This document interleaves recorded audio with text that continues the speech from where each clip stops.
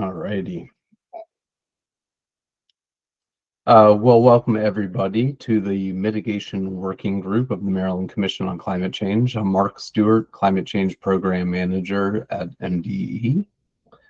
I see that we've got several MWG members with us already here. I think more people are signing in currently. Is there anyone who's standing in for an MWG member today?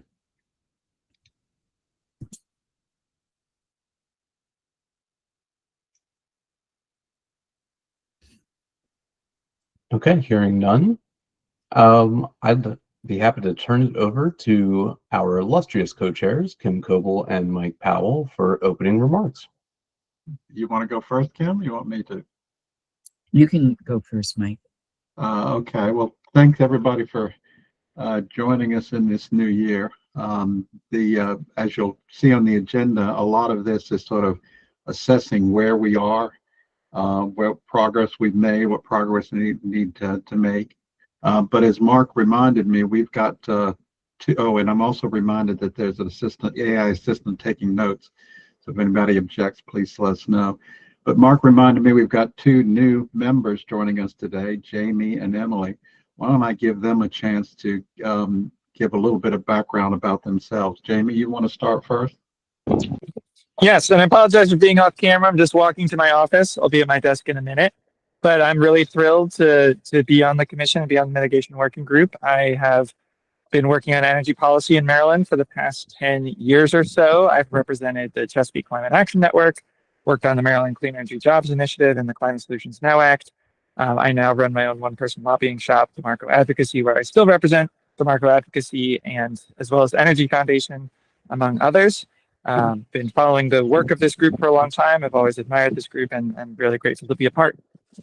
Okay, and Emily, and welcome, Jamie, but Emily? Hey there. Emily Van Norden. I'm with Constellation. I was actually sort of part of the group last year, just representing on behalf of Brian McGalley, but I think I've been formally incorporated into the group this year, so thank you for allowing me to join. I've been with Constellation for about 7 years now. I'm on the clean energy policy team. Previously, I worked on our market fundamentals team doing energy price forecasting. And yeah, I've sort of been in my career so far, and I actually started out at MEA like as an intern while I was still in college. So I guess that's kind of how I ended up, starting there and ending up here. But yeah, thanks. I'm really happy to be here again. Well, welcome, Emily. And now we know who to ask what the electricity prices are going to be for the next 2-3 years, right? Yeah. I've got you covered. The forecasts are always right. Kim, to you. Yeah, thanks, Mike. And it's really an honor to welcome Emily and Jamie to the group. I know them both, and I am excited about what they both can contribute. So I think it'll be great. And not belittling Brian's contribution at all, because that was also good. But Emily, it's great to have you. And Jamie, as always, enjoy working with you.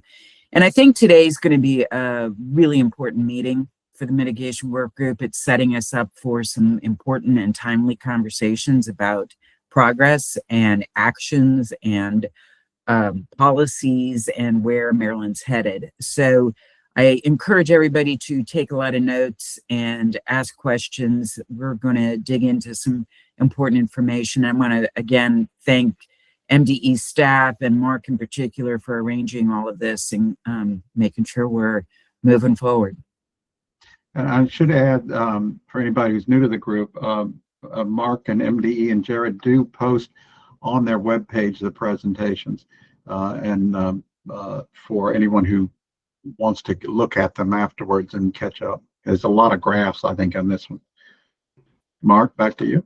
Yeah, thanks for flagging that. I was going to mention that we do try to post all the slides. I think that we're actually still maybe in process of posting all of the materials for today's meeting. It is a jam-packed meeting that we have with lots and lots of data to share with you.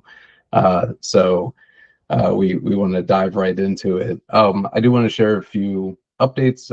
MDE, we've been busy since the last time the MWG was together, which was several months ago. In the time that's passed, we've adopted a heating fuel provider reporting program, which is essentially the first step in establishing a clean heat standard. That has a goal of eventually providing additional incentives to help customers reduce energy costs and pollution associated with heating homes and other buildings. We've also been busy talking with technical experts about flexibilities that should be included in a zero emission heating equipment standard. The goal there is to help customers transition to heat pumps when that makes sense for them. We just finalized a contract with the University of California at Berkeley to conduct a study regarding building energy performance standards. This is to complete some work that is required under House Bill 49 of 2025. And we've also been busy writing a lot of letters to our federal partners, expressing our interest in them maintaining things like the endangerment finding and vehicle emission standards and the federal GHG reporting rule. So lots and lots of work that we've been up to recently, trying to keep progress going here in Maryland. One of our core functions is, of course, to measure and report on sources of greenhouse gas emissions in the state. We produce Maryland's official GHG inventory every 3 years, and we're pleased to share our final 2023 inventory results with you all today.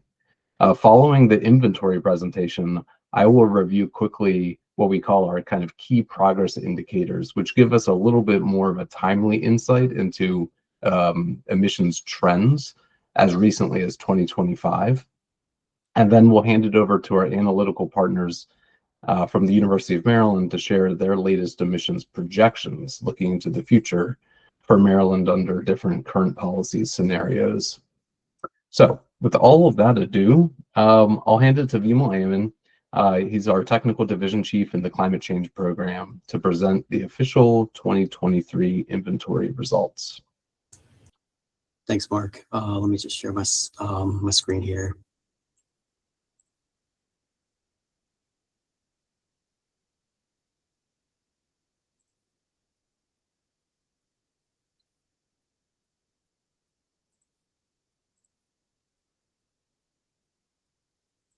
Okay, there we go.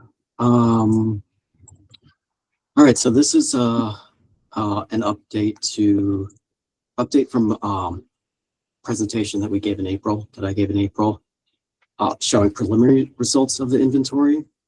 At that time, we were still awaiting some data, mainly the data from the U.S. Energy Information Administration, final data for 2023. So at that time, we were using some placeholder data, which we've got now. And that's mainly data, energy use data for the buildings and industry sectors. And at that time, we were showing with the preliminary results, we were showing a 28% reduction in gross emissions from 2006. And I'll present the new number on the next slide. But the updates that we've made since the preliminary presentation, so the major ones are listed here. We've updated the global warming potentials from IPCC's 5th assessment report to the 6th assessment report. The main change here, or the big change here, is in the understanding of the global warming potential of hydrofluorocarbons. So that's, I'll get into that in a little more detail as we dive deeper into the sectors. But the impact there is an 11% increase on the warming impact of those gases with when looking at the 20-year time frame. And then methane and nitrous oxide had minor changes, 3% in either direction. Other updates are the addition of the forestry and land use sector to the presentation. We were still analyzing the data at the time of the preliminary presentation, so that sector has now been added. And like I said, we've got final data on the residential, commercial, industrial fuel use, which we were using 2022 data before as a placeholder. And then now we have 2023 data on non-road equipment emissions, for which we were using 2020 placeholder data. And currently we're working to polish up the workbooks, preparing them for publication in the spring, along with associated documentation. So this is the graph for the statewide emissions. Let me just just walk everyone through the graph here. So the stacks in the bars that you see here are the individual sectors, the colors of the individual sectors, and I'll be covering each of those with each one will have a deep dive slide subsequent to this one. The top of the bars right here are the gross emissions, what we call gross emissions. And the goal lines shown here are the gross emission trajectories from our prior GGRA plan, which was the trajectory we needed to achieve 40% reduction by 2030. And the orange line is the gross emissions trajectory needed to achieve 60% reduction by 2031, according to our latest published plan in 2023. When we talk about net emissions, it's taking the gross emissions and subtracting off this bottom stack, which is the amount of carbon sequestered by the forestry and land use sector. So that's what we're talking about when we refer to net emissions. Comparing 2020 to 2023, gross emissions relatively flat, saw 0.3% of a decrease from 2020 to 2023, and from our 2006 baseline, a 29% reduction. So in the preliminary presentation, it was 28%. Now we're seeing a not 29% reduction. The net emissions also relatively flat, 0.2% increase compared to 2020, and compared to 2006 baseline, a 32% reduction.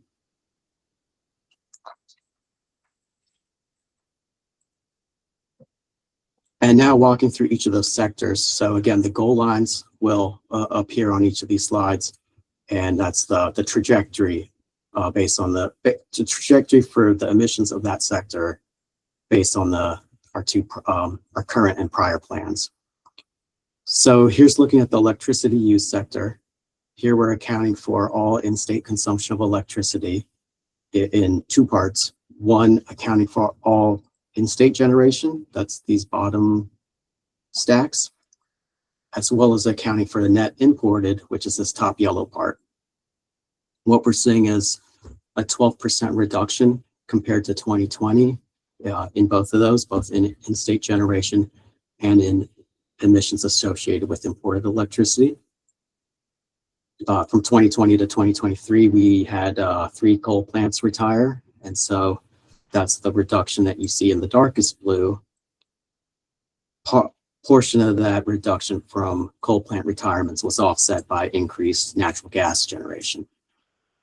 And then the 12% reduction in imported electricity emissions is associated with the broader cleaning of the grid. Just a note here about weather. 2023 had both mild summer and winter weather. So in average weather conditions, we'd expect those the emissions that we're showing here for 2023 would be a little higher. Just also wanted to mention here that during the summer, there was some discussion in the MWG about our accounting methods, one being REX-based accounting, which no update there at this time. But the other point that was brought up is the double counting or potential double counting of Maryland's generation when we're accounting for the PJM mix. So we did work out a way to subtract off Maryland's generation mix from the PJM mix in that accounting. We don't have, that's not incorporated in these results yet, mainly because we'd have to go back through the prior years to incorporate that revision. Some notes here on the 2023 impact that I can share. So when we subtract off Maryland's generation from the imported mix, so to address that double counting that was pointed out before, the imported electricity emissions would increase by 1%, and the overall electricity emissions would increase by 0.5%. that and the other point there being the relative reduction from 2006 would likely be flat because the 2006 emissions would be impacted similarly. So like I said, that's not been included yet in the results you're seeing. Let's go into the next sector, transportation. The largest portion of our transportation emissions is on-road vehicle use. What you see here is a breakout of gasoline and diesel on-road vehicle use. One point here is that 2020 emissions were depressed by the COVID pandemic, impacting both road and air travel. What we're seeing in on-road emissions is not a full bounce back to pre-pandemic levels. We're, as you can see from the graph, on-road gasoline emissions have increased by 13% compared to 2020. That's due to that COVID bounce back. While on-road diesel emissions are showing a 15% reduction. We think this is either related to increased fuel prices, or more likely a change in how MDOT is calculating freight VMT, which they started incorporating an improved method in 2022. Aviation emissions have increased 14% compared to 2020, bouncing back to pre-pandemic levels. The non-road sector has increased 3% compared to 2020, and that includes equipment for things like lawn, construction, agriculture, and industry. And the little gray bar at the top, that's called other, that includes rail, marine, compressed natural gas, and lubricant use.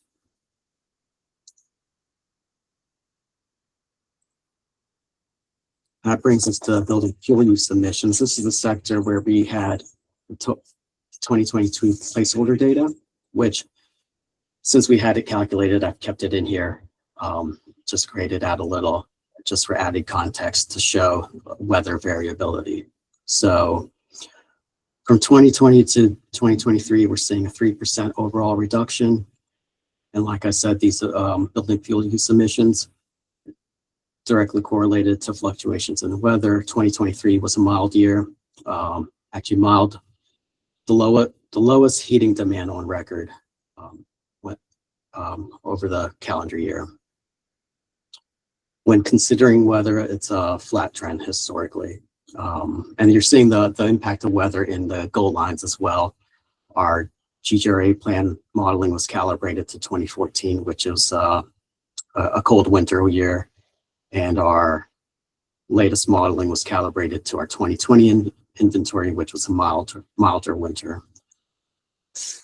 Just one note about this sector. This is showing building fuel use emissions, so it's not including electricity that's used in buildings. Most of the electricity used is in buildings.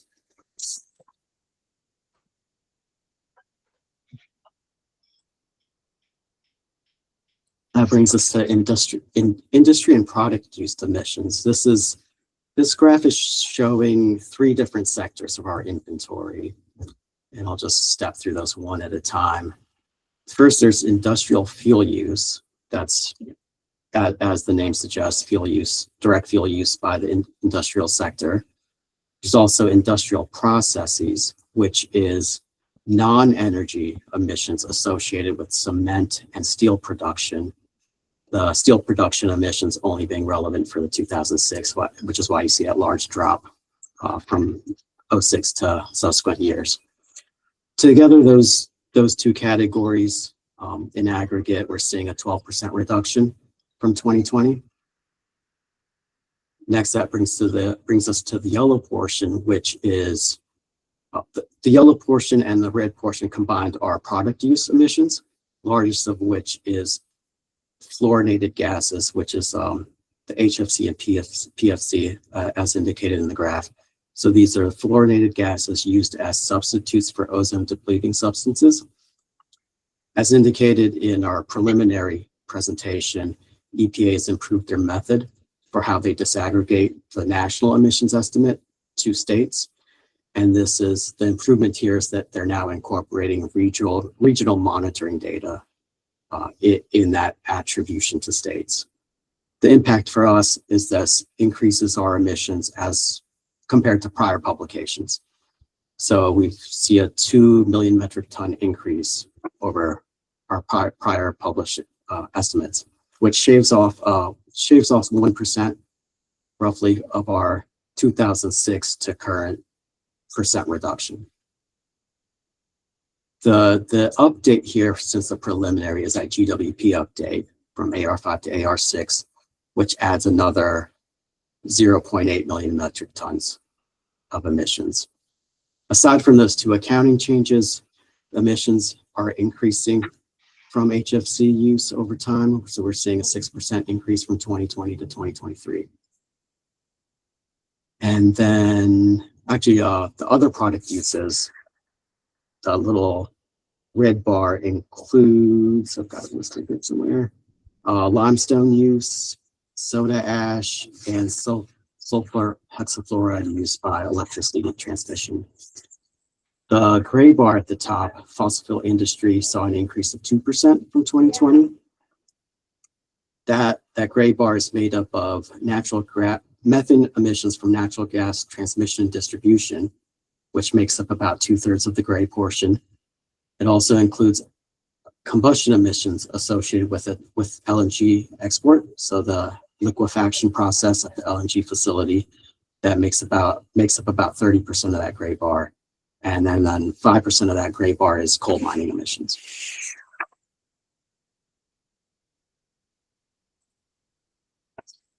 Now, this sector is, this graph is also showing multiple sectors. So this is waste and agriculture emissions, two different sectors in our inventory. And for each one of those, we've broken out the largest category. So for waste, the largest category, there's landfills. And then the other categories included in waste in this light blue are waste incineration and wastewater management. The difference from the change from 2020 to 2023 that we've seen is a 15% increase in emissions from landfills. So what we're seeing is more methane being generated in the waste that's in the landfill, combined with less landfill gas being collected by the gas collection systems there.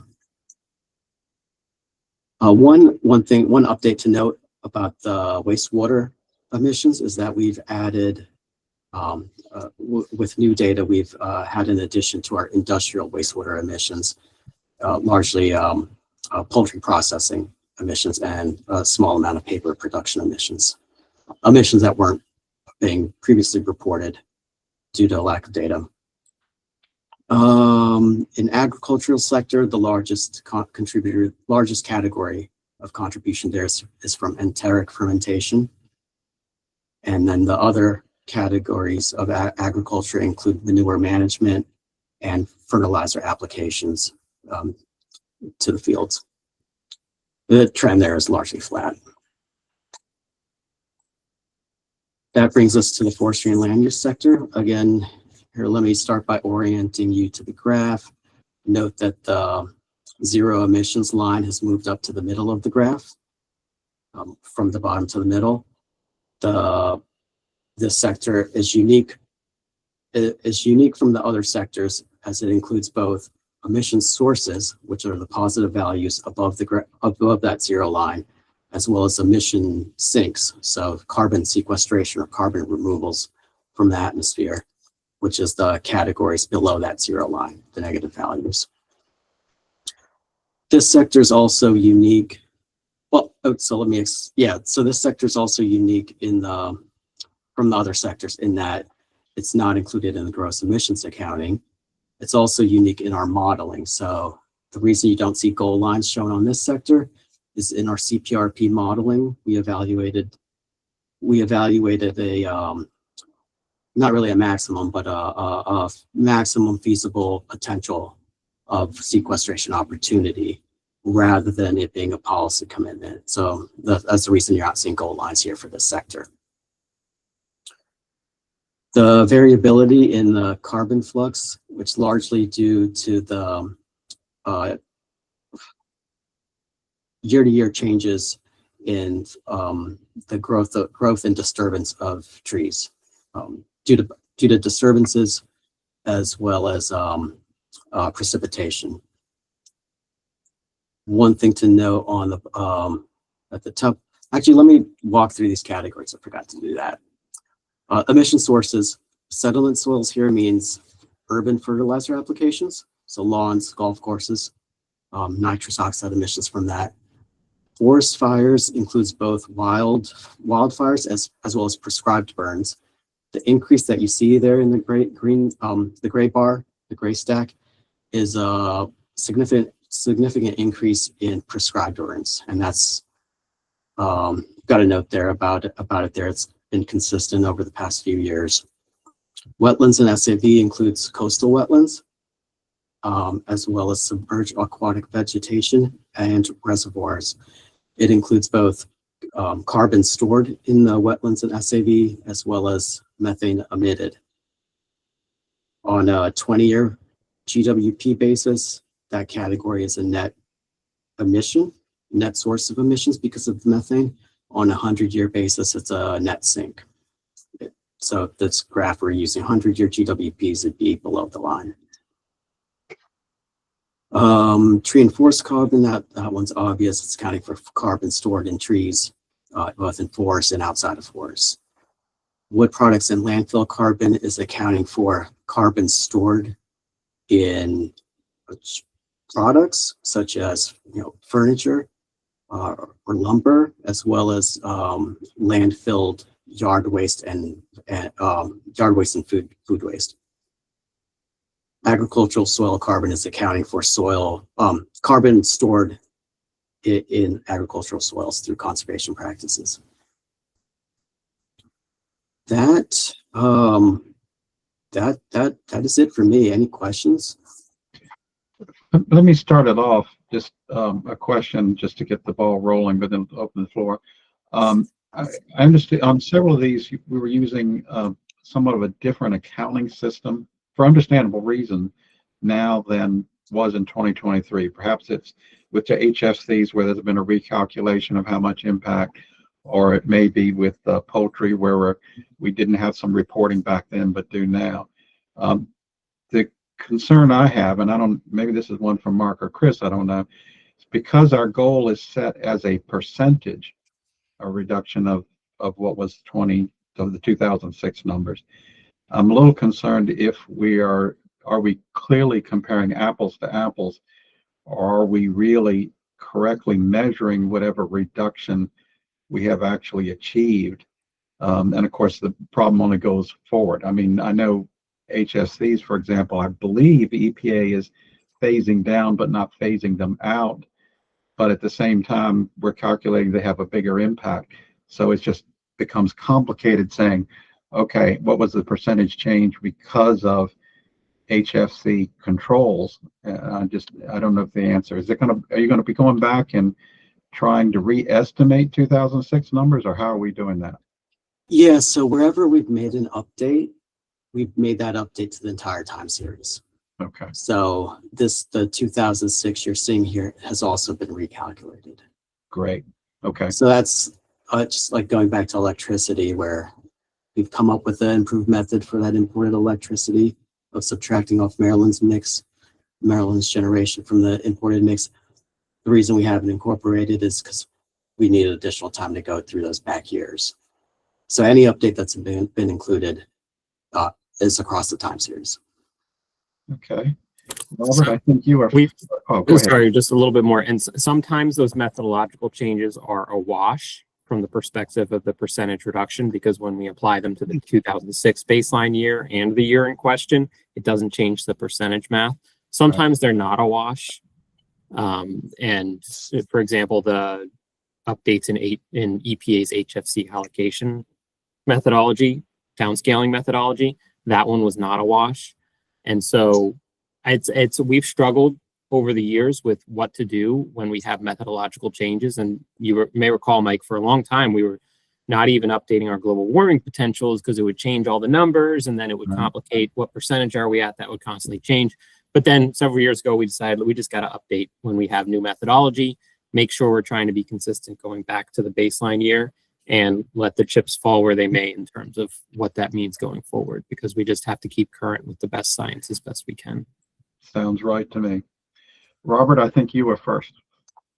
Oh, okay, thank you. I'm wondering whether there's anyone else within the government of Maryland or even MDE that might look at electricity and look at the years on a per capita basis, because the population does change, and I think that would be interesting to know what on a per capita basis over time. The other might also be on a per GDP basis that goes on. I'm sure there are going to be people interested in what happens as the economy in Maryland either grows or decreases as to what's happening to emissions. I know that's not the mission here, but I'm asking out of curiosity, is there somebody in Maryland keeping track of it that way? Yeah, it's a good question.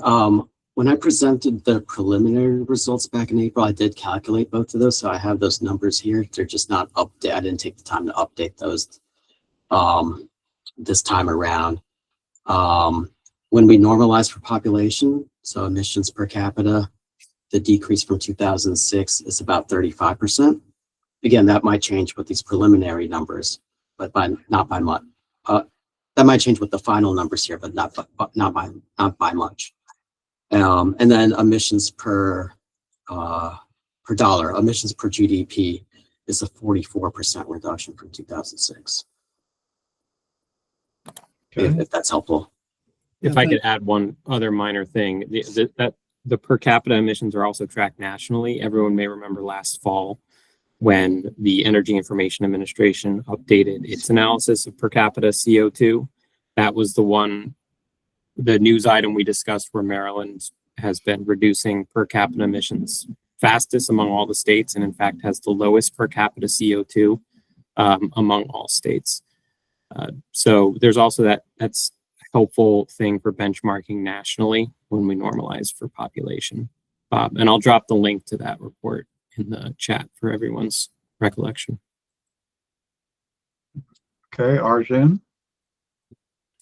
Thank you very much. One, just a factual clarifying question and one substantive one. Vimal, the imported electricity numbers, are they actual PJM emissions divided by the total generation, or are they kind of some notional number or taking RECs into account? Or I don't know, how is the actual value? Are we keeping track of emissions in all of PJM? Yeah, so the REX-based approach was discussed during the MWG last year, summer and fall. That's the reason for my question. Yeah, the results shown here are using the PJM mix. Okay. So Thank you. Actual PJM emissions on a per megawatt hour basis. Okay. My substantive question is about the land use. If you could go to that chart, please. Yep. So this is from memory of many years ago. I remember discussing with staff that these numbers for land use negative emissions seem to be serious overestimates. I can't now recall the methodological problems that I raised at the time. Maybe there's some MD staff person, Chris, I don't know if it was with you that I discussed it, but I don't see that that has changed. I am very, very, very skeptical about these large negative emissions and continuing huge amounts of basically carbon sequestration in trees each year, because once you sequester it in a tree, you can't count that again. That's gone. That's sequestered, and you can't subtract it from next year's emissions. So you got to have new sequestration each year. And so what we're saying is about 7, 8, in effect, over 20 years, we have sequestered say 7 times 140 million metric tons of CO2 in Maryland forests. That it doesn't sound right to me. I'm not a forester, but I had raised methodological questions. I don't know if they've been addressed or what has happened to it.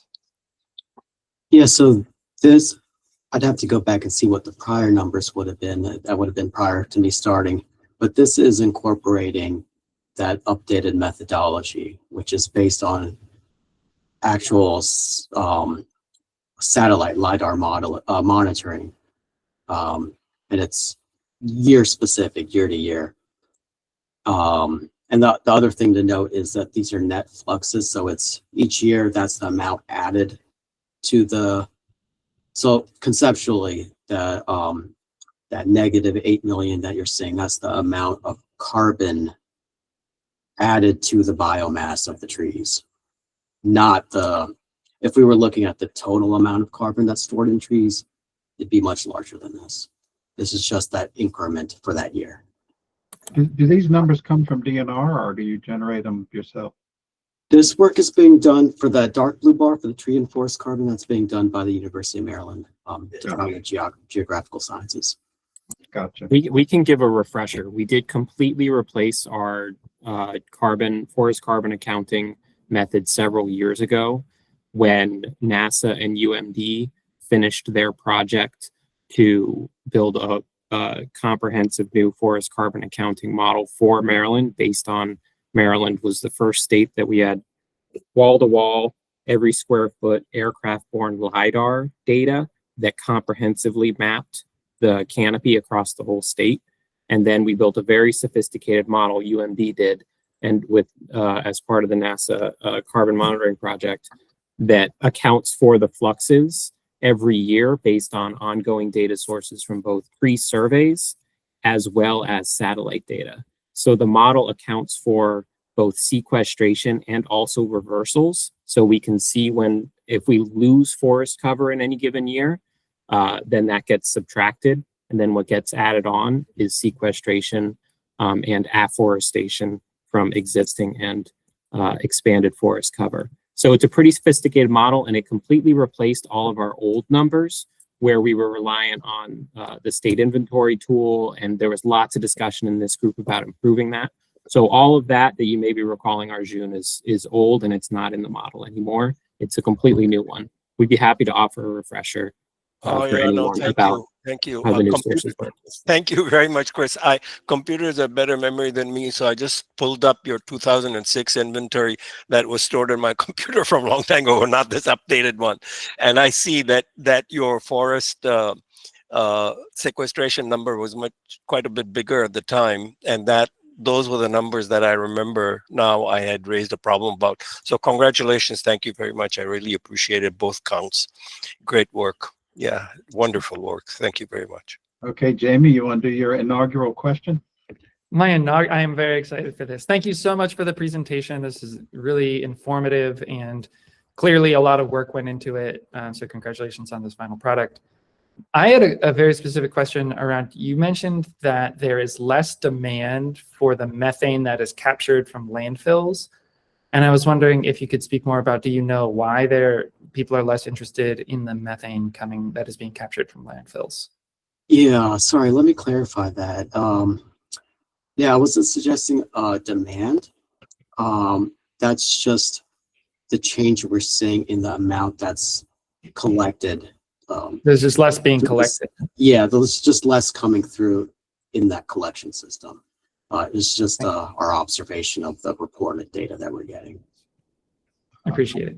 I'll give you an anecdotal reaction, having been in the field. I think some landfills are more easily to plumb for methane than others. And so some of those which may not be collected now are more economically difficult or technologically difficult. And so you may see a slowdown in the installation of the systems. Plus, I think a lot more of the landfills are now active landfills as opposed to closed landfills. Because if you got a landfill space open, you're probably receiving product right now. That's anecdotal. Don't treat that as a scientific, but that's my impression.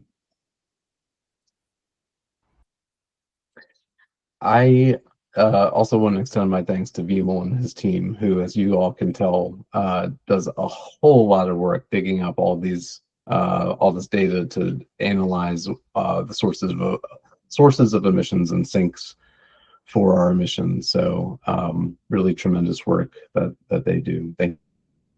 For the sake of time, I think that we need to move on to the next part of the agenda. And actually, I'm going to truncate this next piece. I was going to give you a quick overview of our key progress indicators, but those are and were published in the 2025 Governor's Subcabinet on Climate Annual Report. I'm going to share a link with that right now. It's also posted on the MWG website under the meeting materials for today. Because I know that we want to save plenty of time for the presentation and questions about the projections from the University of Maryland, I'll just share that the key progress indicators, what we do here is track 10 kind of most important movers for our emissions, right? How fast are we adopting electric vehicles? How fast are we deploying clean and renewable energy in state? How quickly are we reducing or improving the energy efficiency of our buildings, so on and so forth. So you will see in that subcabinet report those metrics, and with our latest data as of the end of 2025 in there. But much of that data feeds right into the work that the University of Maryland was doing to update their model on where are emissions roughly today and where are our emissions heading in the next few years under updated current policy scenarios. So I'm going to turn things over to Professor Kathleen Kennedy to talk through their findings and to explain the work that they've been doing to examine what are the current, what's the current state of affairs for federal policy, which is a moving target, and state policy, and what does that mean in terms of possible futures for our own emissions here in the state. So Kathleen, hand it to you. Thanks, Mark. I'll just pull up our slides here.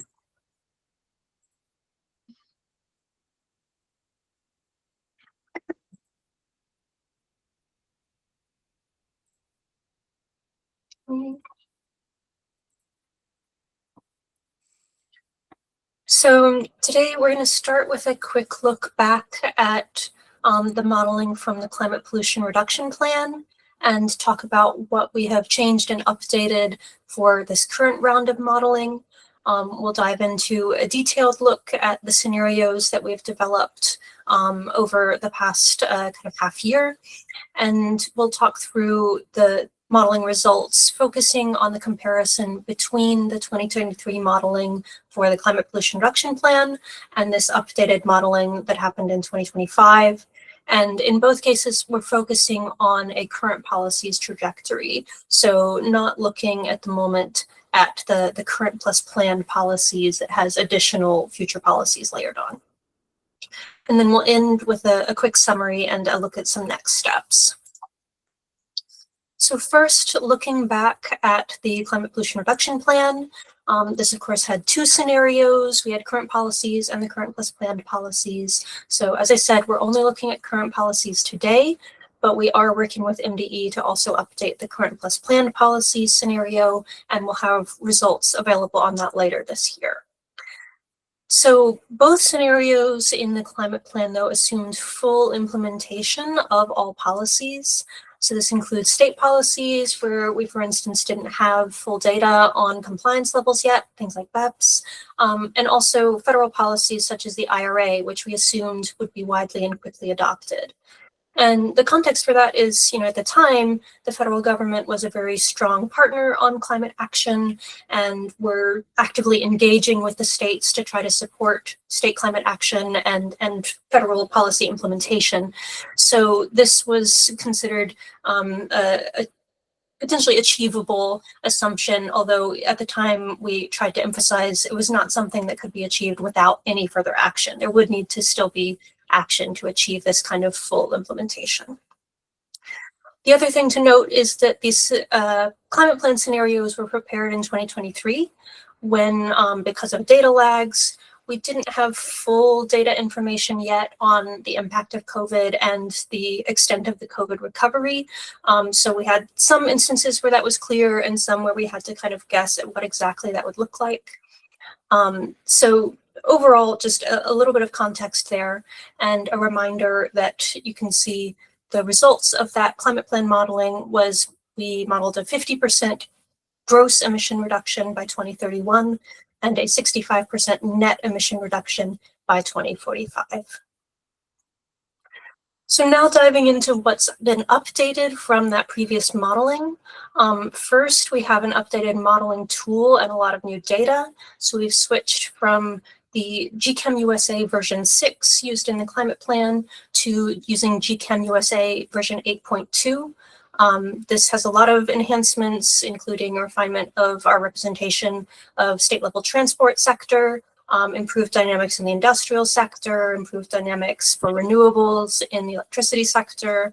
But one of the biggest updates is that the base year for the model has been moved from 2015 to 2021, which is now post-COVID. And just to clarify, this has nothing to do with the state's GHG baseline year, which is 2006. This is just the last year of historical data that's used for model calibration.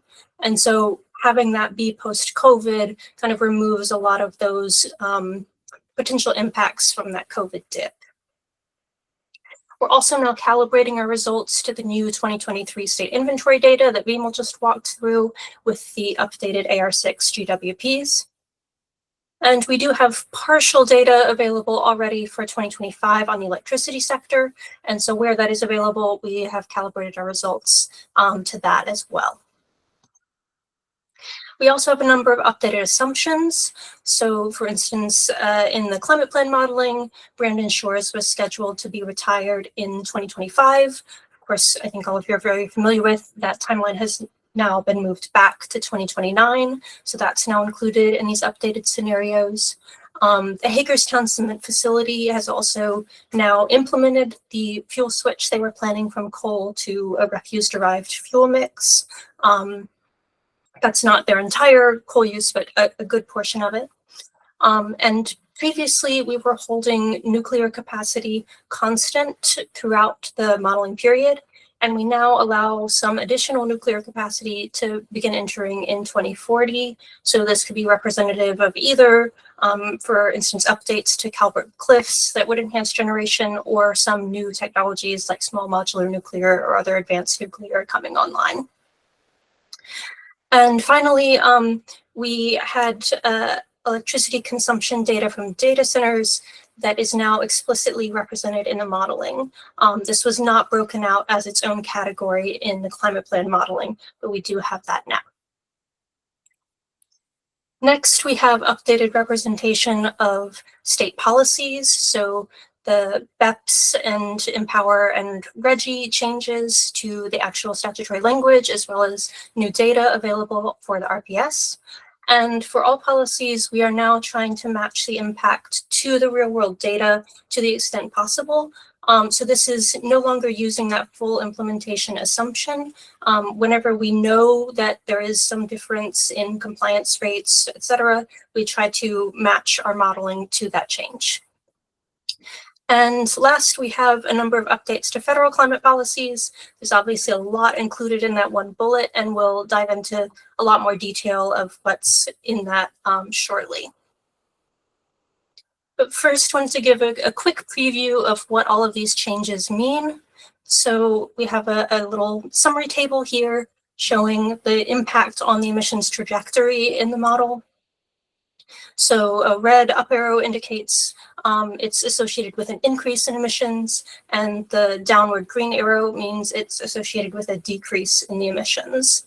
So for the electricity sector, the base year update in the model, RPS reliance on alternative compliance payments, the explicit representation of data centers, a scale back in offshore wind, and the Brandon Shores retirement all contribute to some increase in emissions. But the updated RGGI third program review does lead to a decrease. In transportation sector, we have again the base here moved forward and a change in the zero emission vehicle bus sale targets that are associated with an increase in emissions, and then some slower VMT growth than we previously expected that leads to a decrease.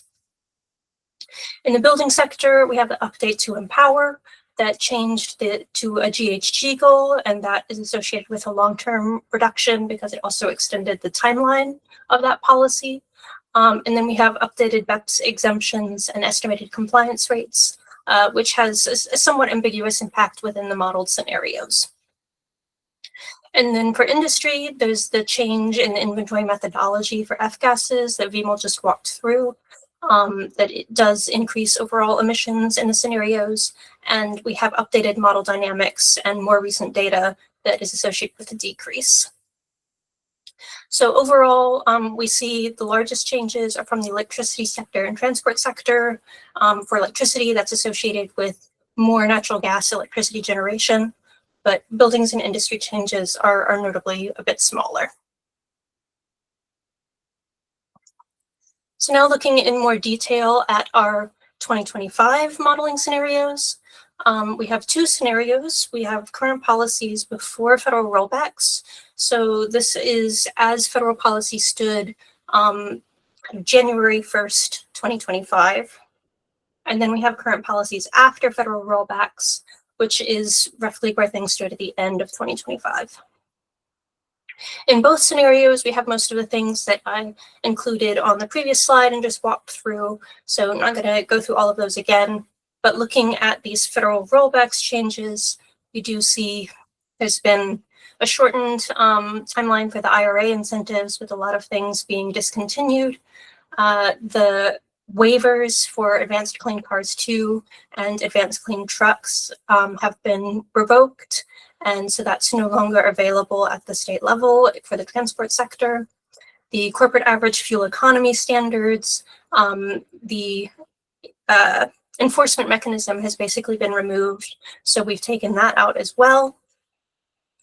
There's been some shortening of the bipartisan infrastructure law funding, and of course, again, shortening of IRA incentives. There was also a IRA methane fee that was previously included in the modeling, and that has now been removed as well. And I do want to emphasize here that the before and after rollbacks only captures the explicit federal policies, but that doesn't mean that's the total limit of federal impact. So particularly for things like, for instance, offshore wind assumptions, there's obviously federal actions that play into what that looks like in the future, but it's not captured in this before and after federal rollbacks because it's not an explicit policy. So just want to make that clear that there's a lot of potential federal impacts that are felt even in the things that are included in both scenarios. So providing a little bit more detail on exactly what the provisions are in the IRA and bipartisan infrastructure law. You see here broken out by sector, all of the different tax credits and incentives and different grant programs that have been rolled back.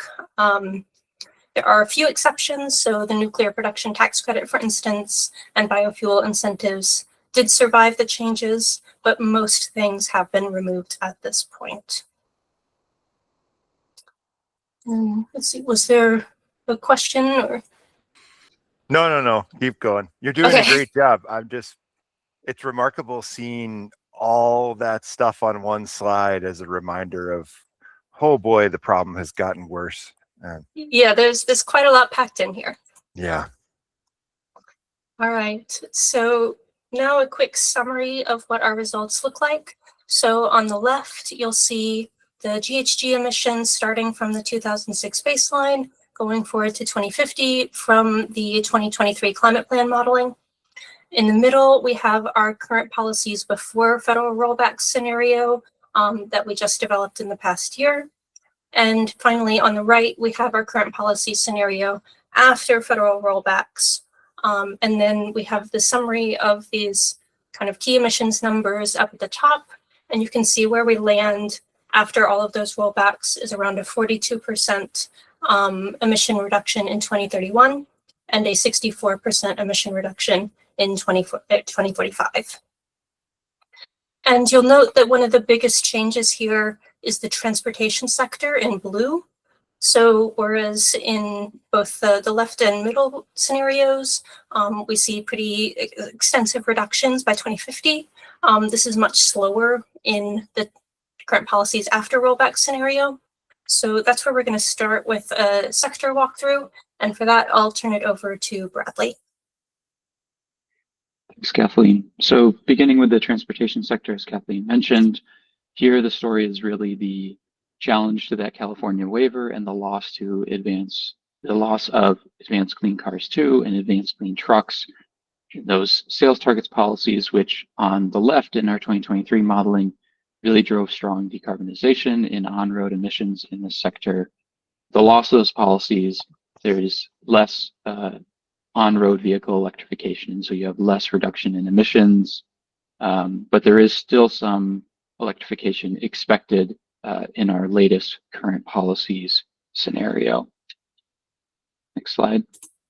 So turning from the emission side to kind of the energy side and focusing on passenger vehicles, again, with the federal government challenging that California waiver and the loss of ACC2, we see very different electrification trajectories. So in our 2023 modeling, nearly 50% of the fleet in 2035 for passenger vehicles was electrified, whereas in our updated current policy scenario, without ACC2, market dynamics still drive electrification to over 25% by 2045. I'll turn it back to Kathleen to discuss rate. Thanks. So again, we have the loss of ACT because of the challenge to the California waiver, and this has a large impact on near-term electrification of freight trucks, although we do still see some electrification in the 2025 modeling. But do want to mention here, the ACT sales requirements are currently scheduled to end with model year 2035 rather than extending forward like the ACC2 requirements do. And so that's why you see a little bit of this return to more market dynamics in the 2023 modeling. I do want to note this is a little uncertain how exactly that might occur or not, because the model market dynamics don't take into account how those dynamics might change due to the existence of ACT in the first place. So part of the goal of the policy is, of course, to build that market to achieve technological learning and economies of scale, to generate build out of the charging infrastructure to support these vehicles, all of that kind of thing.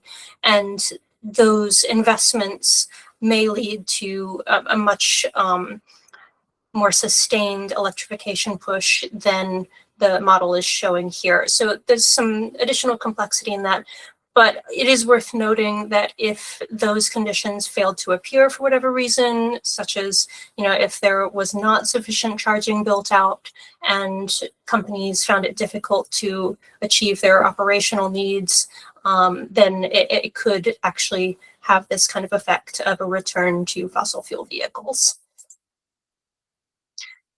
Next, looking at bus electrification specifically. So do you want to kind of contextualize this by saying buses are only a few % of all medium and heavy duty vehicles in the state. So overall impact on emissions is not very strong with this, but bus electrification is driven by a state policy rather than these sort of policies that require a waiver. So it is consistent both before and after rollbacks.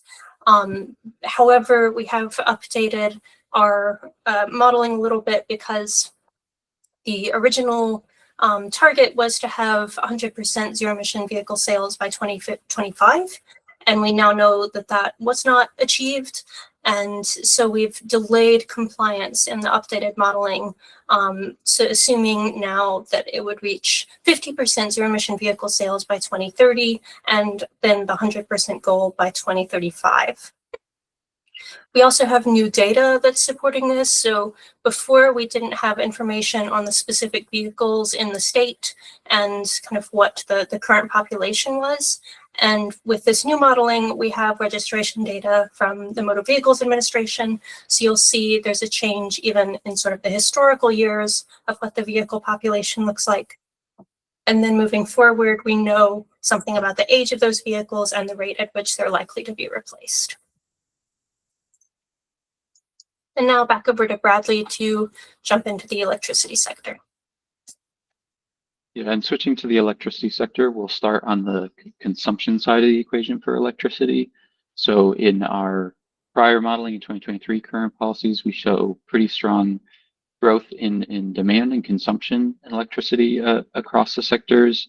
And in that modeling, you know, one update that Kathleen highlighted is we didn't explicitly break out data centers, whereas in our updated scenarios from 2025 on the right, we do explicitly account for electricity demand from data centers. And right now, Maryland consumes about a little over 60 terawatt hours of electricity a year about. That's expected to grow both in our previous current policies as well as our updated current policies.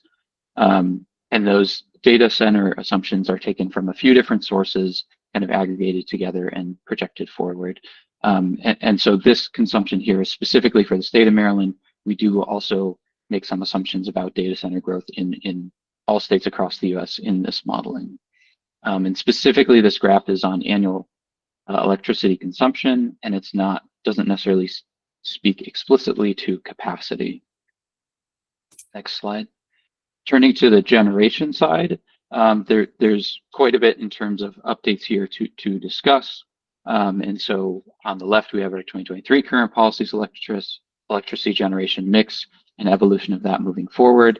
And there's quite a few changes to talk through here. So for example, our assumptions around offshore wind generation has changed to reflect approved projects such as the US wind project in the near term, kind of built out in a phased approach in our updated modeling. We use the latest 2025 electricity generation data to the extent that we have it to inform things like near-term solar build-out estimates. And so near-term solar deployment is slower relative to our older scenario that reflects that data. We have changed RPS representation, and as a result allows more natural gas in the near term to reflect some recent data on REC purchases versus use of alternative compliance payments within the renewable portfolio standard. Another update worth noting is the RGGI trajectory update. And so this puts pressure on emissions from natural gas plants in the long term. And as Kathleen had also mentioned prior, nuclear generation technologies are allowed to grow a little bit post 2040 to reflect potentially new nuclear technologies. And I just want to note again, given this is electricity generation, doesn't necessarily speak to capacity directly, but the model does account for some level of storage within the model. So there are technologies in the model that speak to solar paired with storage or wind paired with storage. Slide. So here we also kind of want to tease out the impacts of federal rollbacks explicitly. And importantly, you'll notice a difference in growth, largely driven by end-use electrification and demand in the other sectors. So there's less overall growth in the updated current policy scenario compared to before federal rollbacks, as well as in the near term. And overall, there's less renewable growth after the rollbacks, given, as Kathleen mentioned, things like the investment tax credit, production tax credit, and other federal incentives and tax credits being rolled back by the federal government. Next slide. So what that means in terms of emissions is that over the long term, if you remember from the 2023 scenario, there was kind of a growth in natural gas, and here it's more limited in the long term. Again, pressure from that kind of new RGGI pathway. There's a higher reliance in our updated scenario to imports, and just due to the less build out of in-state generation. And you'll notice kind of a small difference here that reflects reality of the coal phase out delayed from 2025 to 2029. So that kind of top orange portion, instead of phasing out in the old scenario by 2025, it phases out by 2029 in the updated modeling. Turning now to the building sector, the major policies here of note are Empower and BEPS. And so we'll start with residential buildings, where as Empower has shifted to now kind of overall be a GHG focused policy. Our modeling shows some long-term electrification as a result of that policy. On the commercial building side, major policy here, building energy performance standards. We see kind of in both scenarios, electrification across the entire modeling period due to that policy, with reductions in fossil fuel consumption beginning kind of in 2030 and continuing through to 2050. And I just want to highlight also, Kathleen, if you could go back one slide, that because this is the first year of BEPS benchmarking data being collected by MDE, we are continuing to work with them to refine our modeling of this policy, and speaks to kind of the broader, one of the broader trends of this presentation, which is using the latest data that we can to inform the policy representation and near-term modeling results. Next slide. So what that means in terms of emissions is that we notice, for example, a small rebound by 2050 in natural gas emissions in our prior modeling, but our updated modeling, we see kind of a continuous reduction in emissions from natural gas, as well as a small decrease in emissions from oil. Even though these trajectories look somewhat similar, it's important to note that the impact of federal policy changes will certainly have an impact on the economics of achieving kind of full compliance with both BEPS and Empower. And also want to highlight that because of the nature of those two policies, BEPS and Empower, they in some cases are supportive of one another, depending on which portion of the policy you're thinking about. Next slide. Turning to the industrial sector, the story here is less of a policy story and more of model updates and using the latest data that we have. So in previous modeling, we had kind of very strong growth in the industrial sector. And here we are using updated data as well as updated kind of overall economic conditions trajectories to have slower fuel use emissions growth here. And again, as Kathleen had mentioned, partial cement fuel switching is now included in this 2025 scenario on the right. Next slide. And that change is also reflected here on the energy side of the equation for the industrial sector, where overall energy use in the updated modeling is lower and slower in growth. And we have a small reduction in coal use in 2025 relative to 2021 that reflects that fuel switching in the Hagerstown facility in this sector. So I'll turn it back to Kathleen to discuss the rest of the sectors. Thanks, Bradley. So next we have the industrial processes and product use emissions. So Vimal already kind of walked through a lot of what's included here.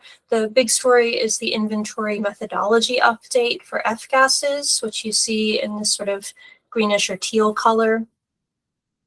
And so we do see there's changes in both the historical emissions and the future trajectory. The future trajectory is largely driven by the Federal AIM Act and then state regulations on HFCs. And final action on the AIM Act is still somewhat uncertain. There has been a period of reconsideration of the regulations, but no action has been taken as far as we're aware at this point. So we do leave in place the AIM Act trajectory, which is a % reduction trajectory. And that's why you see, even though we're starting with a higher baseline now, we've still got the same % reduction overall. And the assumption would be if there is some rollback of the AIM Act, that the state would need to take some additional action to fill that gap.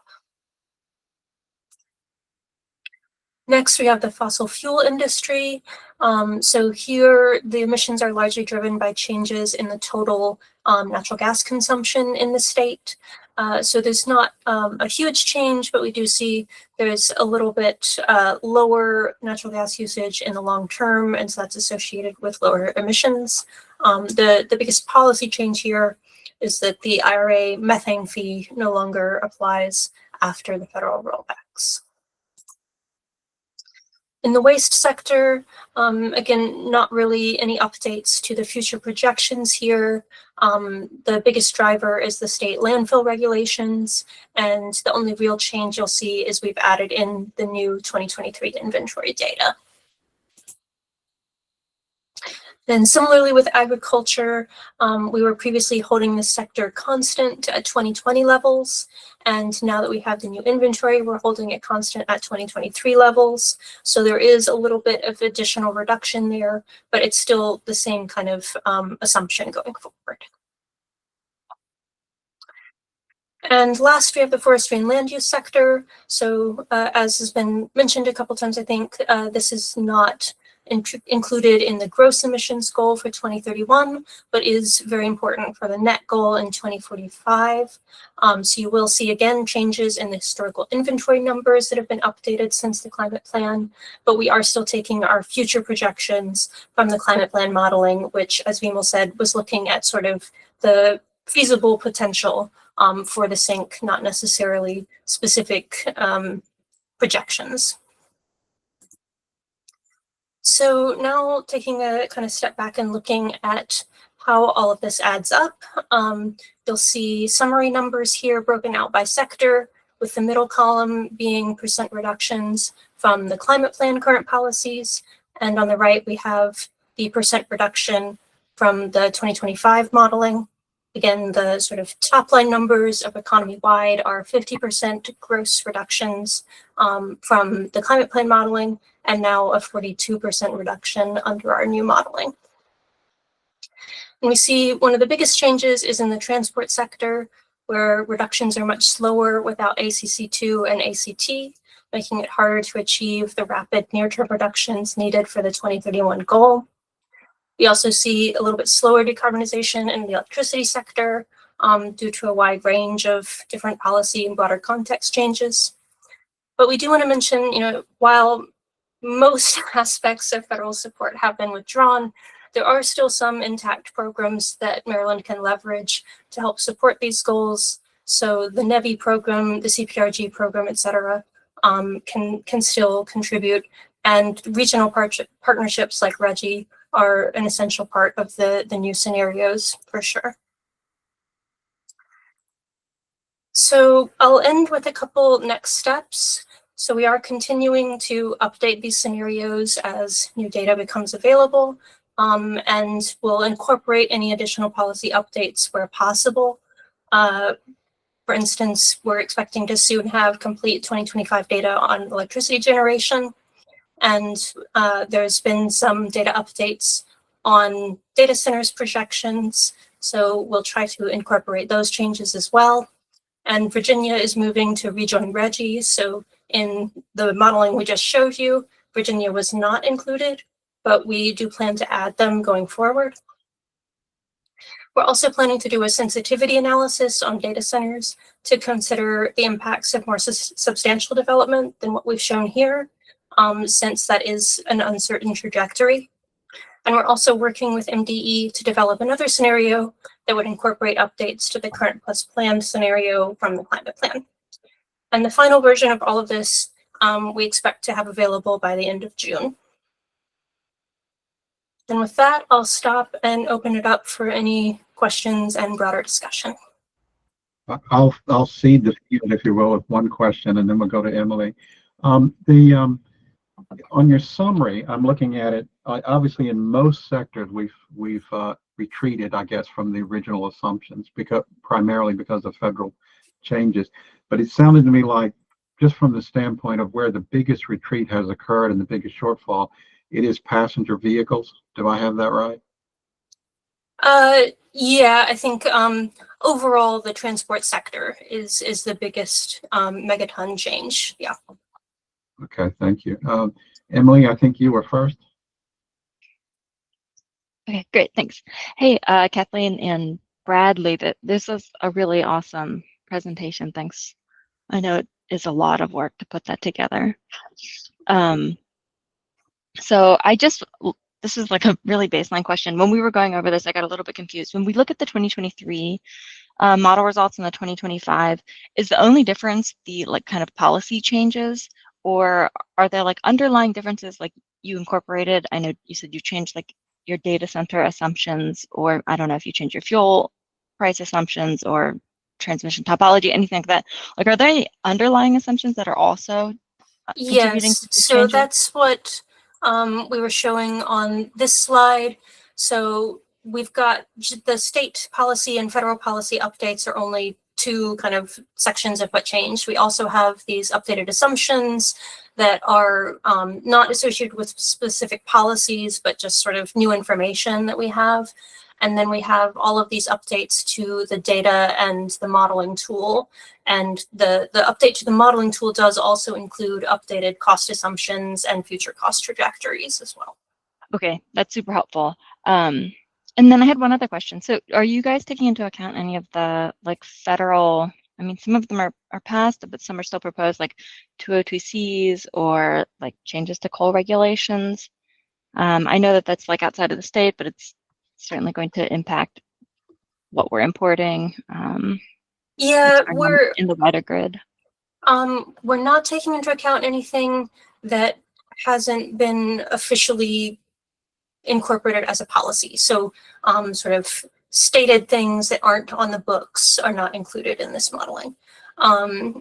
We do take into account like the rollbacks of power plant regulations and things like that. But we're not, for instance, modeling the executive order on coal in America and those that are sort of more nebulous in their impact. Okay.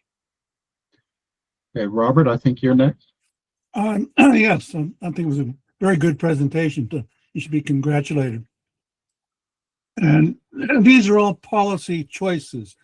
My question is, do you sometimes think beyond the policy choice to decide whether it fits in Maryland? And I say, I'll give you two examples. You can talk about small nuclear reactors and a larger reactor because we have a nuclear power plant, and that seems possible. But on one of your slides, you talked about CCS, which means that with natural gas, and I forget the other category, that means that you're going to have to store the CO2 that you capture somewhere. And I guess my thought is, do you go deeper, or do you just say, well, this is an option? We really don't have a good handle on whether it's practical or not, but it's certainly an option that we can list.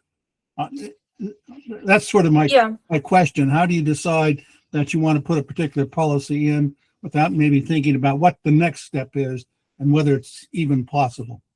So the CCS deployment is driven by the market dynamics in the model under the sort of requirements of RGGI and the RPS, et cetera. So the model is choosing to deploy that as an economically viable option at that point. We have certainly discussed with MDE and others about what CCS would look like in Maryland. We're not directly forcing any changes in the model in response to those considerations. I think there's been a lot of discussion about, Maryland may not have the optimal sort of geological storage for CCS in state. It may be something that's like piped out of state to a regional storage location. So those are all things that we consider and discuss, but we're not directly representing in the model. Thank you. Arjun? Yeah, thank you. Thank you very much. Great presentation. I agree. I have one question about electricity demand, one about supply. If you could go to those charts, please. Sure. Demand first. The one with the big gray bars showing demand up to 2050 or something. Yeah, that one. So reading the fine print in this, from the old model to the new model, other than the, now presumably there's some data centers in this old thing, right? It's not free of data centers. The demand doesn't go down that much, given the amount of change that you have in the electric vehicles, some change in electric heating. So, I mean, electric vehicles would be, huge new demand, well over 10 terawatt, maybe around 20 terawatt hours by my back of the envelope. So I'm a little puzzled by these numbers. Yeah, so as you say, data centers were somewhat included in previous modeling, just in the sense that they were part of the overall commercial building sector. So anything that was active kind of at the time was there in the energy mix, and it was projected forward at the same rate of growth as the overall commercial building sector. So the change in what we're doing now is it's split out as its own category, and so we can apply a unique rate of growth to data centers compared to other buildings, which we do expect, of course, that those would be somewhat different. Yeah, And no, sorry, yeah. Yeah, to your point about the other kind of reasons for this growth, certainly in the 2023 current policies, we had more electrification of the transport sector, but I would also note that the new modeling doesn't have zero electrification, and there's still electrification of buildings and other things that are part of this growth. And that's partly due to the fact that the economics of these things have changed quite rapidly, sometimes over the last few years as well. So even though we're no longer having those ACC2, ACT requirements for the electric vehicles, they're just getting cheaper.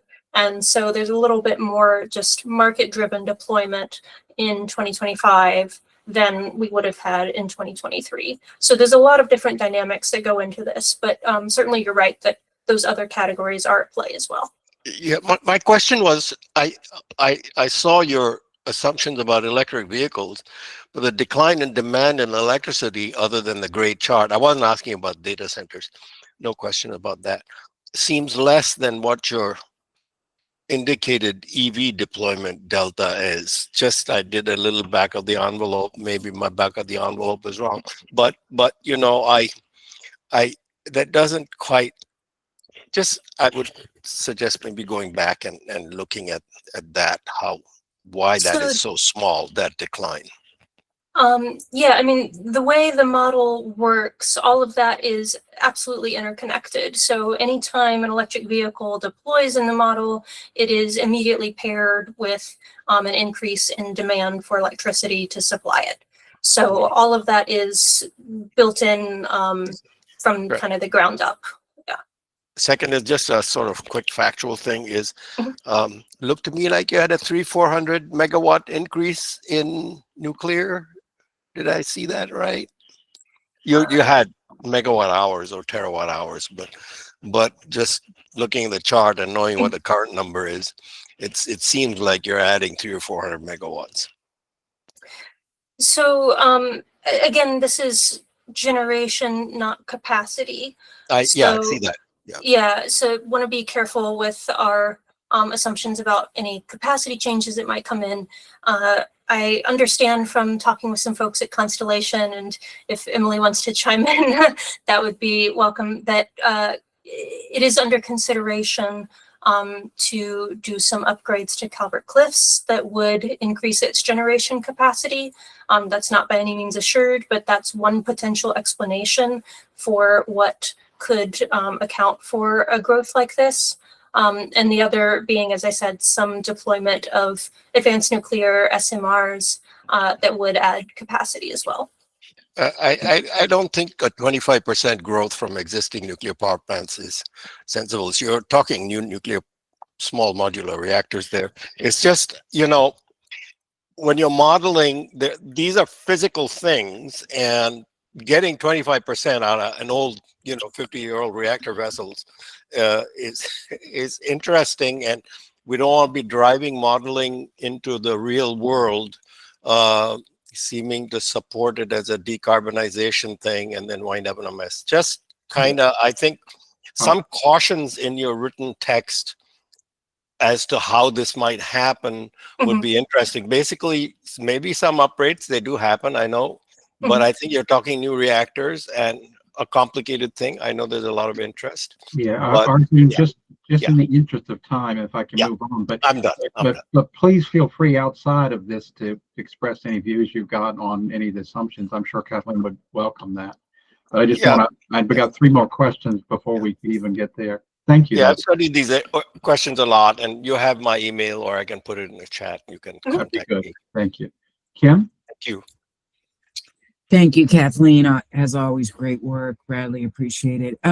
Quick question. Last year, the Maryland General Assembly passed the Next Generation Energy Act, right? So expediting the deployment of natural gas. And already there's proposals in the hopper for potentially 2 plants and probably more to come. Did you factor in that law in the expansion in the industry? We didn't directly account for like the potential new plants since they're not certain at this time. But certainly we do see a lot of, we see increased natural gas generation in these scenarios compared to previous, and that's partly just a historical thing at this point that we see an increase from like 2021 to 2025 in gas generation in the state. So the model is kind of projecting forward those trends, which would be consistent with perhaps that act. We're not directly accounting for the policy as such because the model isn't kind of going through a permitting process, right, to build these things. And that's really what the act was focused on. So it's sort of indirectly consistent with what the model shows, but it's not directly represented. Okay, and the other thing the bill did is to expedite, right? So that would have some influence on it, but I understand what you're saying. Thank you. Mark? Hey, thanks for the presentation. You basically answered my question, my main question about consumption in your discussion with Arjun. But while I'm here, could you go back to the slide on electric buses? I hopped on the call right as you were ending that, and I wanted to make sure I understood what I was seeing.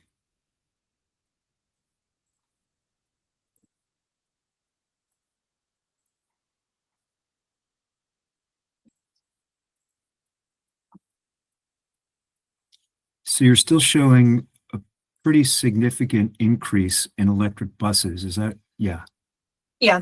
So our updated assumptions for the zero emission vehicles is that it would reach 50% new purchases by 2030 and 100% by 2035. So that's delayed from the previous scenarios, which assumed 100% by 2025, which was the original text of the statute. Okay.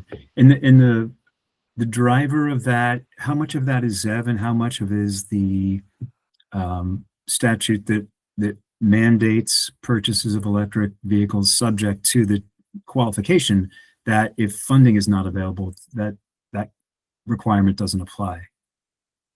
So this is the dual state requirements on purchases for transit buses and school buses.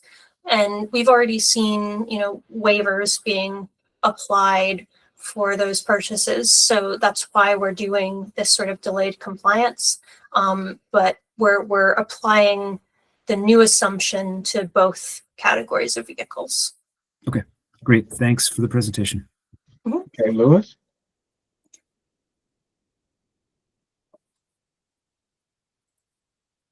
Lewis, you there? I think you're muted. Sorry, thank you. I apologize there. Kathleen, on the vehicle modeling, particularly the pre-rollback assumptions, right? So when you look at ACC2 and ACT, does that modeling assume that we were going to hit the targets that were in the rules. And I ask that because we know that even in California, they didn't hit those targets in their early years, right? And so I'll ask that first, and then I have one really short question, I guess, after that. Sure. Yeah, so essentially, yes. And Bradley, you can feel free to jump in if you want to add any more details on how we model those. But overall, it's based on the sort of statutory trajectory of sales. Yeah. Okay. And then I guess sort of following up then, so if we know, for example, that the recommendation was put forward to explore a low carbon fuel standard, right? And if we see the market for natural gas, for continued electrification, continue to develop, we may not see the reduction, I'll call it, in the potential losses. I don't know how to really phrase that, but we might not see the drop off that's anticipated as a result of the rollbacks because of some of these other opportunities to further reduce emissions from the transportation sector. Is that a fair statement? Right, yeah. So we're only modeling kind of current policies in this round. Yeah. So any, future additional policies that could be implemented are not considered here. Thank you so much. Okay. No further questions.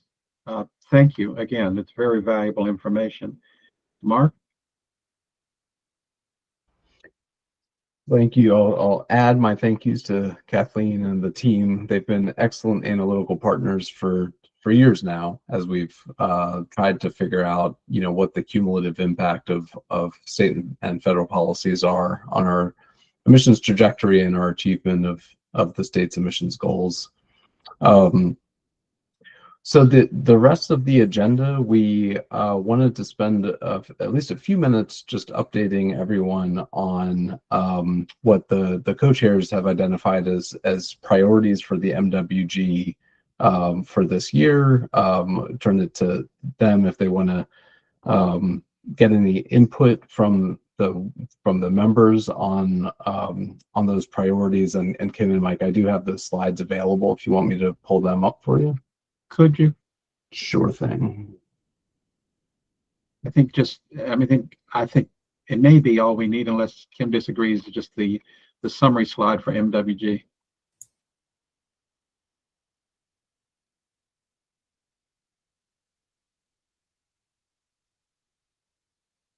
Yeah, I think, and Kim, please, if you'd rather go first, let me know, but they're really very similar to what we had last year, which is not necessarily a reflection of progress or lack of progress, but maybe a reflection of we've got the same challenges now that we did last year. And that is looking at what were the impacts of federal climate policies, coming up with recommendations for responses to those federal changes, the federal policy changes. Again, looking at state policy actions and heavy emphasis on funding, which of course is particularly difficult at this time, but is a major issue. Something which you just saw, which is our inventory on reduction progress and trying to refine as best we can our views of what the reduction is, and then looking at the whole question of energy and energy demands. Kim, do you want to expand on those? Do you want to look at any of the? Yeah, the only thing I'll emphasize is these are very similar to what we had last year, but today is anything but similar to where we were a year ago. I mean, who thought we would have the rollbacks that we'd have had, the budget implications in the state? So it's a very different time. So we felt that these priorities really remain very urgent and timely for us to discuss. So they remain even more important this year than they were last year in our minds. And maybe if we've got time, Mark, let's go ahead and show each of the slides then real quickly. This is a breakdown of those. Look, this is Kim and my straw man, if you will, of the steering committee straw man that we sit on of what we think our priorities should be, but they really got to be set by this group. So if people feel we're leaving something off, or we're stating something wrong, or we've got something on there that we shouldn't make a priority, give us that feedback, because we want to prioritize what this group will do in the time they've got available. So let's go back one more slide back, Mark. The okay, I'm sorry. Then go ahead back down the slide. I got the order wrong. So for the federal climate policies, up one. This is our description of what we think we're going to do on that, right? It's obviously just looking at what federal policies were there, and if appropriate, identify recommendations as responses to the federal actions. Obviously, federal actions seem to be changing day by day, so that'll be a significant level. Next slide. Obviously, we're going to review what bills passed this session. We're obviously in the middle of the session. We've already had a meeting to talk about the 2020-30 inventory. We'll be updating people on what the funding levels for the climate programs are. Many of you, I'm sure, have seen the press reports about money that was removed from CEF for different purposes, some climate related, many not climate related. We'll talk about those issues and other funding. And then again, recommendations about how to identify gaps in data, revenue, and policy actions to take in response. Next slide. You see that what we started to do here is to talk about where we are in the goals, looking at the inventory data and the latest key progress indicators. Because I think one of our jobs in reporting back to the commission, along with the scientific work group, is to say, to fact check our assumptions. In the last slide, Mark, is obviously energy demands is now becoming a significant issue. It always has been a significant issue, but looking at, we'll provide a briefing to the group in more detail on energy demand, growth capacity, load growth. I think this is more than data centers, but data centers are part of it. And then whether there's any recommendations we want to make on the demand or supply side. Anybody have any questions or comments, suggestions? Yes, Emily. Hey, I just related to the first goal of the federal, like assessing the impacts. I know like last year, one of our recommendations was, or a commissioner recommendation was to look at the impacts of like recent federal legislation. And I guess related to that, it's like they don't allow us to present, I guess, similar goals, right? So what you're suggesting here is that we would find like much more specific recommendations around that. There may be offsets, right? For example, arguably, the governor committing $70 million to shovel-ready solar projects is a reaction to the repeal of the federal solar. Now, you can argue it's enough, but okay, but it's the kind of thing where we might propose a state proposal in reaction to a change we see appearing on the federal level. That's my interpretation of it. Kim, do you want to comment? No, I agree as well. And I mean, I think another example are the tax incentives for EV purchasing. Those have had a direct impact, and maybe our recommendation is that the state make up the difference. Again, I'm making that up, but that's the kind of thing that I think would be really smart for this work group to look at. Okay. Can I add one more thing? Sure. I'll make it really quick. The other day there was also a briefing hearing for the Education, Energy, and Environment Committee, like the Senate committee. One of five, actually. Oh, okay. So and they definitely discussed this, but nobody mentioned the report. Like, none of us were in the room, but nobody mentioned the report. The fact that this is a relevant recommendation. I just saying that in the hopes that somebody does tell them. It's a good point. I think I know, and spending a lot of time down there, it's up to us to continually mention that. every time you're meeting with somebody or talking to somebody or referencing or introducing yourself. It's an important data point to convey. Well, one thing I will say in their defense, for whatever it's worth, remember that the committee assignment was changed. So the reason those briefings are being held is that though that committee has heard a lot about environmental issues, they've never really dealt in detail with energy issues. So they're really starting, my perception is largely, there's some exceptions on the committee, from ground zero on energy issues. Any other comments or suggestions or questions? Because if nobody has any changes, I'll come right to you, Garrett. Nobody has any changes, then we'll be presenting this to the commission as those are the priorities of the mitigation working group. Garrett. Yeah, no, I think that the list you laid out makes sense. I do think it's important that we're doing, I think it was in the second slide in that group where we would talk about GHG reduction actions. I think it's really important that we do more than just become educated on how the world is changing around us, and that we continue to try to develop ideas for how Maryland can move forward given all of what's happening around us and not happening here.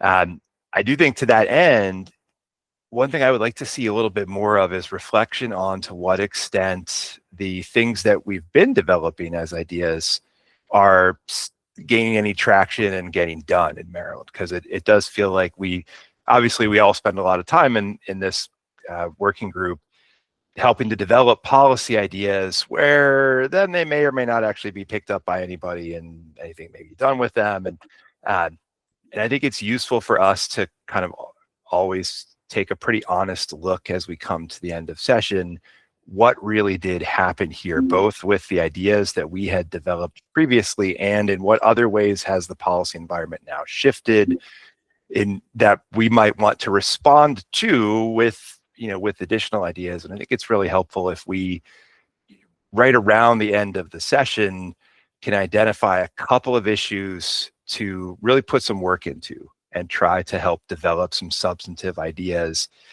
If there are ways that we can be useful to the policy conversation that happens in Maryland, so that by the time we get to October, we've produced something useful to the policy process, not just sort of pointing at, hey, there are these same 10 things that were problems last year are still the same 10 problems, but here's an idea for a solution to one of the two most important ones on that list. I think it's useful to kind of try to push ourselves to see if we can do something that's a value add to that kind of policy making conversation. And so that should start with, as we get to the end of session, what did they do with the big ideas that we had from last year? That's a starting point, not necessarily a limiting point to what we talk about next. But I think that's pretty important. Otherwise, we get into a pattern of sort of producing some ideas and then nothing really happens with those ideas. And a lot of the value of this group ends up being more of an educational exercise, which I think has merit on its own. But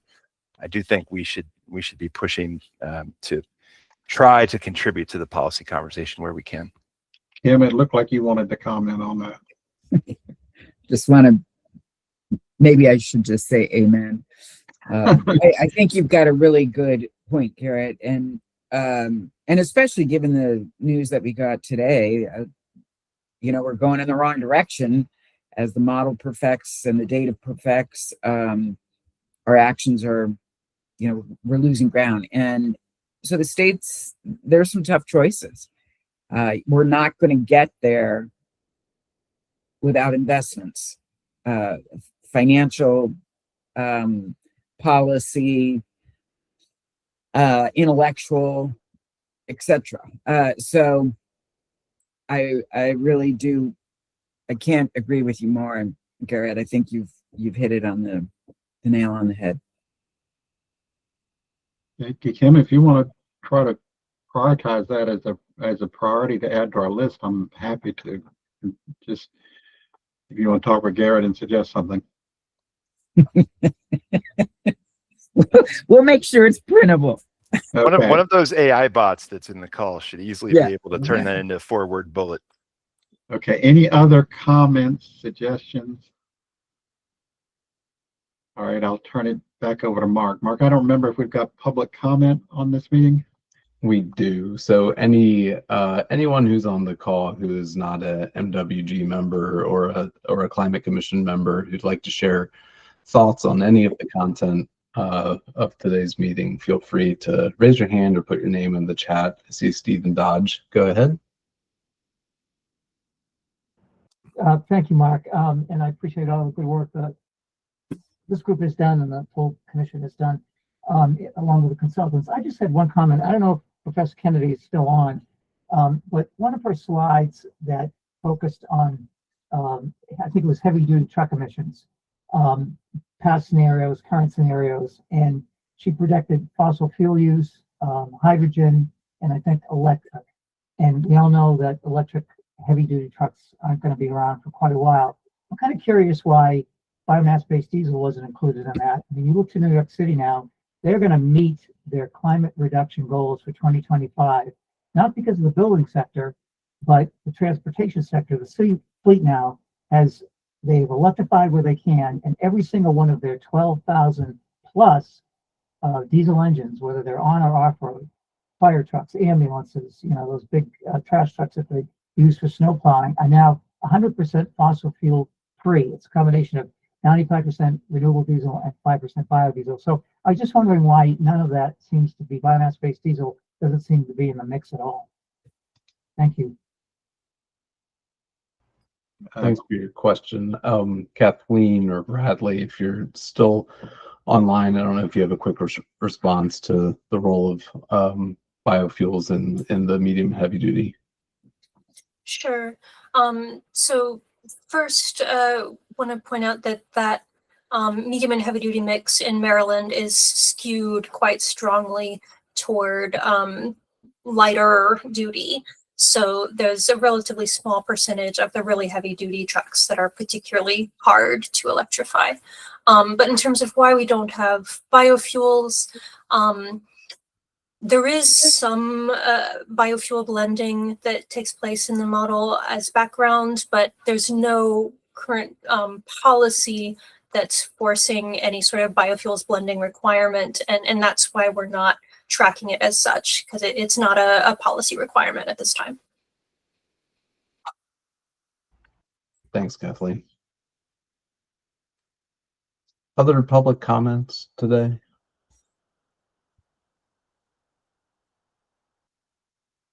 I could count on you, Jeff. I knew. Go ahead. All right. Well, go ahead.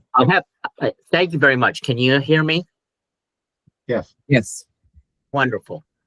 Wow. All these presentations. I guess I'm snowed in now with all this data to digest. And I want to thank the staff that put that all together. It's very illuminating, but also depressing, and I saw that in the comments as well. Thank you very much for putting in my letter. The main issue is by putting it down our current greenhouse gas climate pollution in tonnage is important. I know people can't relate to it until you put it into a per capita basis. That means every man, woman, and child. And the children, they're not responsible for it, but it does make sure that we've got our message getting out. And I know we'll probably get the scorn of how dare we place it on a personal level. But if we don't all try to change how we spend money in order to supply the needs and wants of our own personal lives with the idea of minimizing our greenhouse gas intensity, then like Garrett said, he's frustrated with these discussions basically going nowhere. You're going to need to get the public's I mean, more than me, and I do try, but you're going to have to try to get the public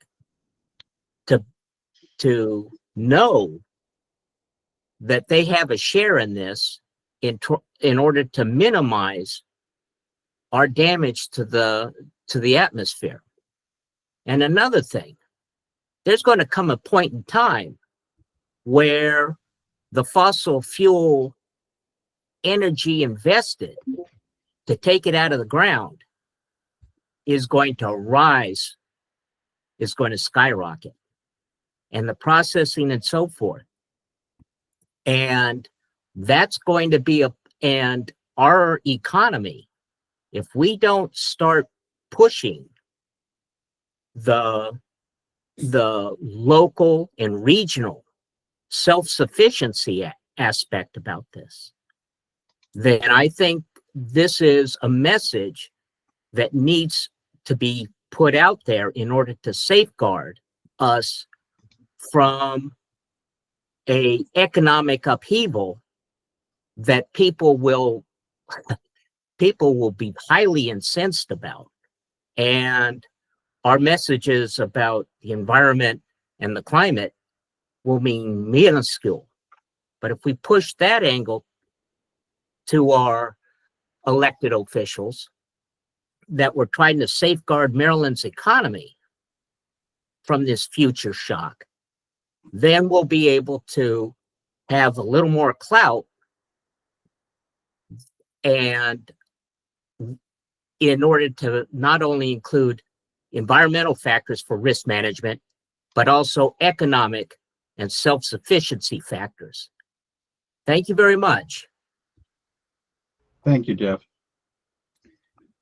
Yeah, and appreciate that comment, Jeff. I just want to highlight, to emphasize your point, that the sub-cabinet report, and I believe the pollution reduction plan as well, have hardcore numbers in there: 1.2 billion in public health benefits, 2.5 billion in increased personal income, et cetera, that are associated with putting in these or reducing the emissions. So I think those are really important, and I want to thank MDE for making sure that they're so readily available.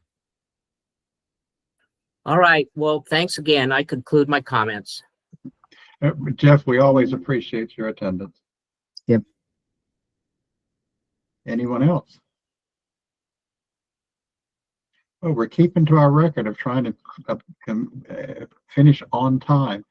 If people have anything that occurs to them, questions or not, you can reach most of the people you've heard presentations from. You can reach Kim, Mark, Chris, or I, and we'd be happy to hear from you.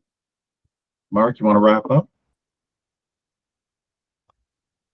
Yeah, our next meeting is scheduled for February 25th. Sometime before then, typically about a week in advance, we'll send out an agenda for that meeting. And we look forward to seeing you there. And Mark, just mention that the time on that meeting has shifted. We usually go 1 to 3, and I believe that meeting's 12 to 2 now. So just make note of that. Yeah. And it was changing. What was the final? That's correct. It's 12 to 2 on February 25th. Okay. Thank you for that reminder. 12 to 2 on February 25th. So bring your lunch. I should have had more coffee before digesting all of those good slides today. That was a information overload, but hopefully is educational and informative for everyone. We did drop links in the chat here to all of the slide decks, so you can spend your evening just reliving all of the awesomeness that was presented. So do take care in this cold weather. Hopefully this cold snap will end soon enough. And we'll see you in February. Thanks, everybody. Thank you all.